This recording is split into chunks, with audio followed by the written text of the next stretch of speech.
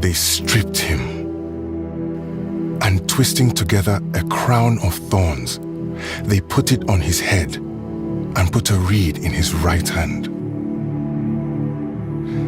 And kneeling before him, they mocked him, saying, "Hail, King of the Jews!"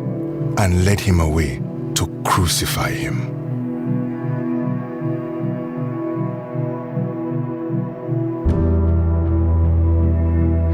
And when they came to a place called Golgotha, they put the charge against him, which read, "This is Jesus, the King of the Jews."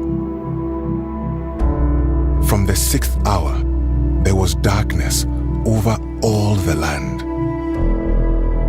Jesus cried out, my God, why have you forsaken me?" About the 9th hour, Jesus cried out again with a loud voice and yielded up his spirit. And behold, the curtain of the temple was torn in two from top to bottom, and the earth shook, and the rocks were split.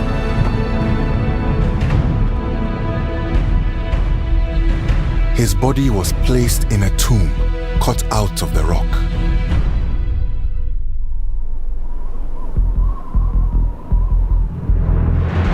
At dawn on Sunday, the women went to see the tomb. An angel of the Lord had descended from heaven and rolled back the stone. The angel said to the women, "Do not be afraid, for I know that you seek Jesus who was crucified.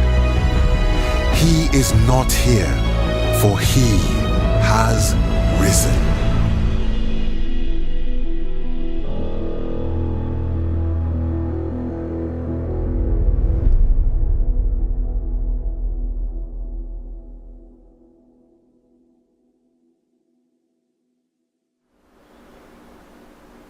So, this story begins with the two Marys heading to the tomb after the death of their beloved leader. Maybe we've had quite enough Holy Week at this point, but for me, the resurrection only makes sense when we start from a low place. These women were all but literally beaten down. It's an unfortunate truth that most of us know grief too well. We have experienced the stagnancy and loneliness that grief brings, the paralyzing pain and the desire to perhaps crawl into that tomb with Christ, move the stone, and sit in the darkness, waiting for enough time to pass that resurrection comes while we sleep. But it doesn't. The story shows that it takes an earthquake and an angel to shake these women out of the reality that grief isn't the end of the story. I don't know how many of you have seen The Cosmos, but my spouse and I have seen and loved both Carl Sagan's original series and Neil deGrasse Tyson's remake of it. As those brilliant men have done a wonderful job of showing, the patterns of the universe repeat themselves on both grand and small scales. Sometimes we can better understand a story by making it smaller or more personal. But sometimes the profundity of an experience is best portrayed by the grandeur and extravagance of the universe. I think Jesus is a supernova in this story. He is a shining star who seemingly collapses into a dense mass of chaos. Jesus' ministry seems to climax and then come crashing down as he is brutally executed and his dignity reduced to that of a common criminal. Jesus is killed in the most shaming way possible. His followers are dispersed and disoriented. Suddenly, the life they thought they were living, their goals and ambitions, their purpose in life comes crashing down. Jesus' followers may not have understood astrophysics, but they would certainly identify with feeling like masses of dense chaos.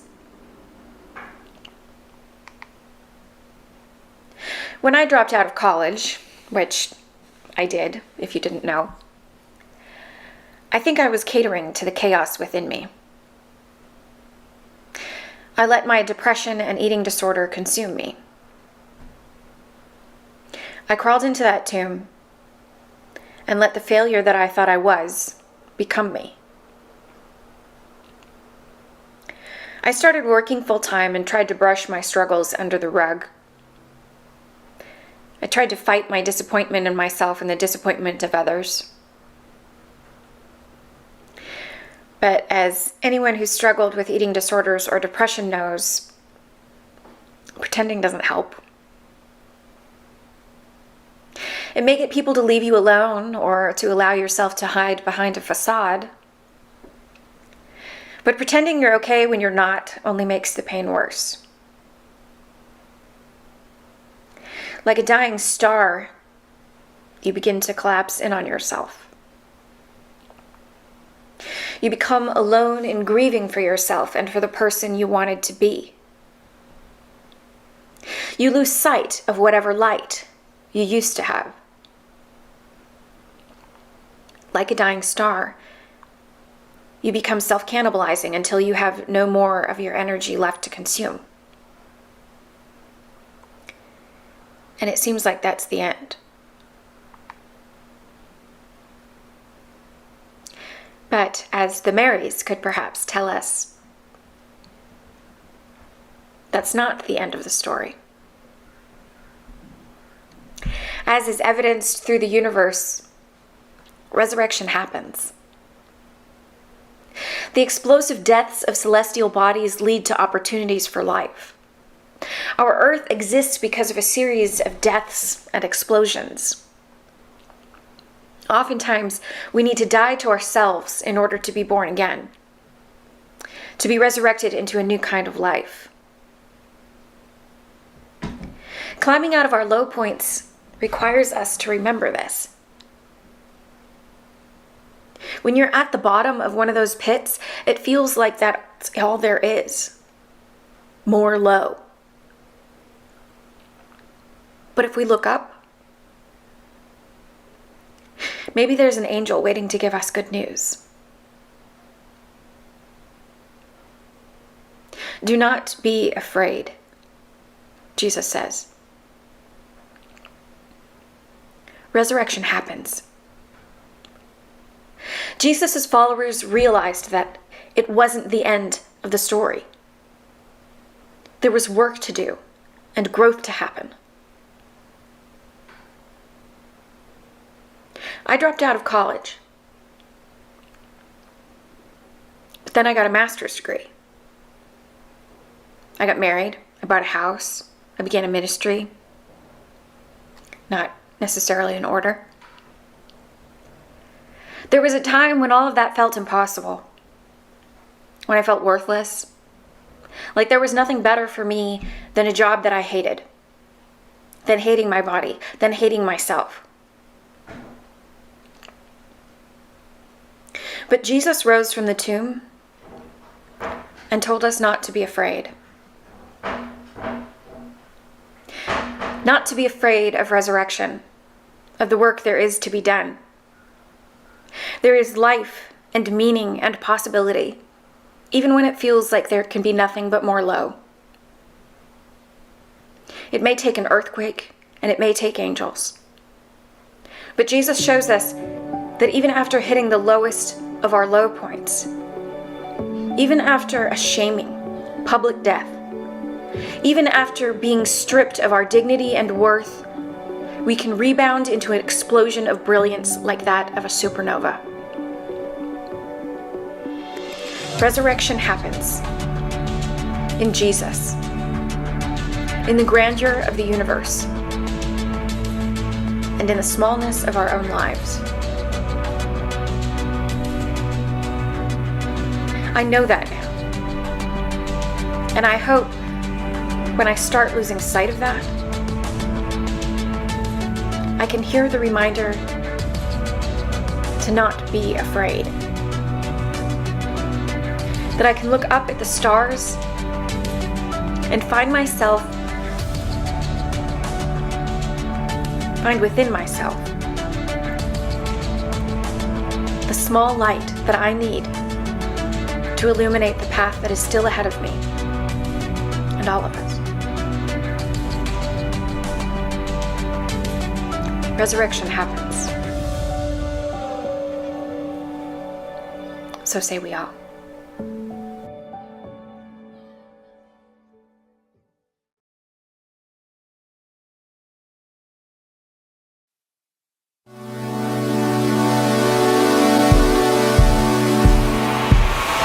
Ever feel like nothing's gonna get any better?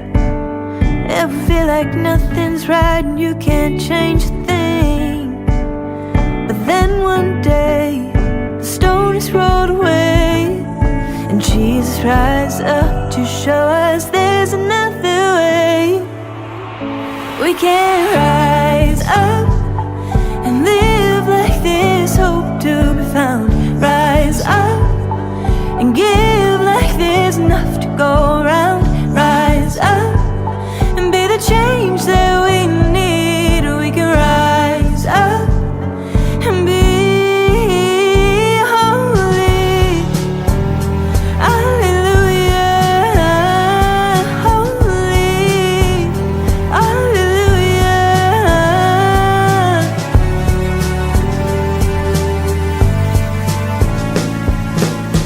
Ever feel like no one cares about the ones that have no voice?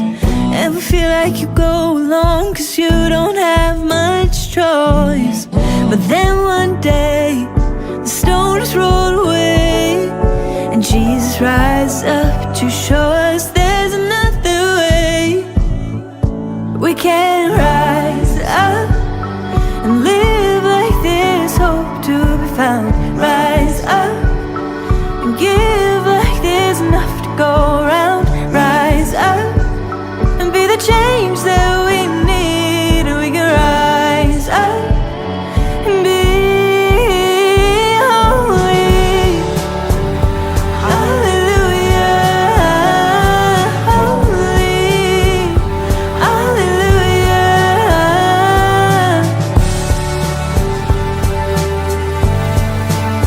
What if we opened our eyes a little wider? What if we opened our hearts a little farther? What if we believed love gets the final word? I do believe